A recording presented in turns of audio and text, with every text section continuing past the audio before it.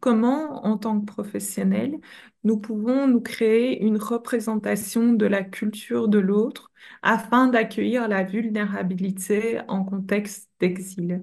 Je pense vraiment qu'il est essentiel de garder à l'esprit que ce qui vient créer la vulnérabilité, ce sont ces conditions d'exil, c'est-à-dire le fait d'avoir dû quitter un pays dans des conditions qui ne sont pas choisies, et encore nous pourrions questionner la question du choix,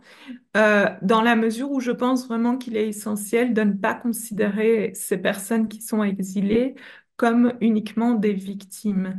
En s'exilant, ce sont des personnes qui se sont posées en tant que sujet et qui ont fait preuve, qui ont été animées par une pulsion de vie quelque part pour pouvoir se sauver, sauver leur famille, etc. Ce qui vient causer la vulnérabilité, c'est effectivement ces conditions pré-exil, qui sont des conditions de guerre généralement, ces conditions de conflit ethnique, et par ailleurs, tout le parcours migratoire, qui est un parcours qui est semé d'embûches, ou semé d'embûches conséquemment aux politiques migratoires, à la géopolitique. Nous savons très bien, par exemple, que les parcours ne cessent de se rallonger dû au fait de la fermeture et des contrôles de plus en plus intenses des frontières. Par ailleurs, les conditions d'arrivée dans le pays d'accueil sont également porteuses de violence, dans la mesure où ces personnes se trouvent confrontées à l'incertitude, que ce soit administrative, à la certitude en termes de statut et à l'injonction de devoir s'intégrer rapidement. Ces personnes sont confrontées à des injonctions contradictoires de manière incessante, et nous savons très bien qu'en termes de santé mentale, le fait d'être confronté à des injonctions contradictoires est quelque chose de difficile à vivre pour l'être humain.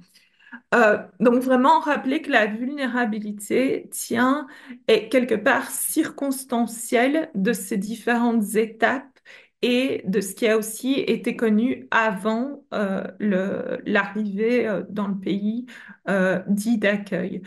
Comment se créer une représentation de la culture de ces personnes-là? Je dirais avant tout pouvoir également créer du lien avec ces personnes pour euh, pouvoir finalement approcher la culture telle que eux la conçoivent. Moi qui ai beaucoup travaillé sur l'immigration syrienne en Europe, j'ai vraiment pris conscience à quel point le parcours de quelqu'un qui quitte la capitale est différent du parcours de quelqu'un qui quitte un milieu plus rural. Et dans quelle mesure, par exemple, la culture syrienne est composée de diverses cultures au sein même euh, de la Syrie étaient très très multiples. Et donc je pense qu'en allant créer du lien avec ces personnes et en les interrogeant sur leur rapport euh, à leur culture finalement et quelle est leur culture pour eux, eh bien ça permet d'avoir une vision qui est beaucoup plus nuancée de ces personnes que nous accueillons. À nouveau, pour reprendre la question de la Syrie, si vous venez du milieu très bourgeois de Damas, où vous bénéficiez d'un confort de vie réel avant la guerre, ou si vous provenez d'un milieu rural et de minorités déjà discriminées en Syrie, telles que les DOM, eh bien, évidemment, vous vous retrouvez avec des personnes qui sont porteuses de cultures très, très différentes.